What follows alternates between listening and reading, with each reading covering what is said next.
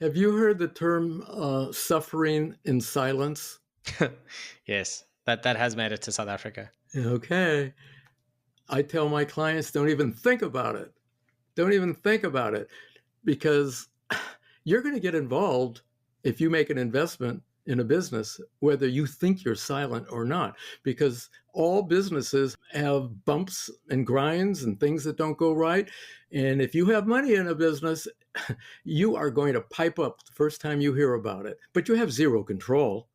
So keep in mind, if you're thinking about being a buyer, you want to be active. You want to be able to shape it. You want to control it. You don't want somebody else to tell you what to do.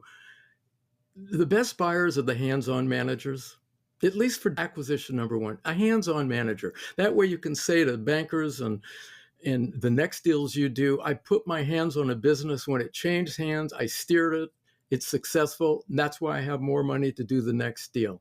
So align those skills. These silent partners, on the other hand, really the only resort they have maybe is litigation, well, besides whining. Whining. Oh, I'm going to be a consultant on the advisory board. Whoever controls the company doesn't have to pay any attention. And it doesn't mean they're trying to cheat you. It just may mean they're too stupid to know they should pay attention to you. So I'm very negative about silent or minority interests.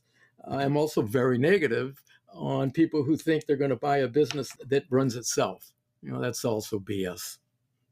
That's my story on that topic. Yeah, I love that answer. I mean, again, it's my spare room analogy, right? It's the silent partner. This person's going to just stay in the spare room and never have an opinion on what's on the television or what happens in the kitchen or whatever the case may be. It's not going to happen. But if they're paying the rent for just one room, they have no say anyway. They're just going to get annoyed by it and not actually be able to do anything about it. So, again, these things are, I tend to agree with you. I think if you want these relatively silent stakes, that the thing runs itself. Go and apply your mind to researching listed stocks. Make that your hobby rather.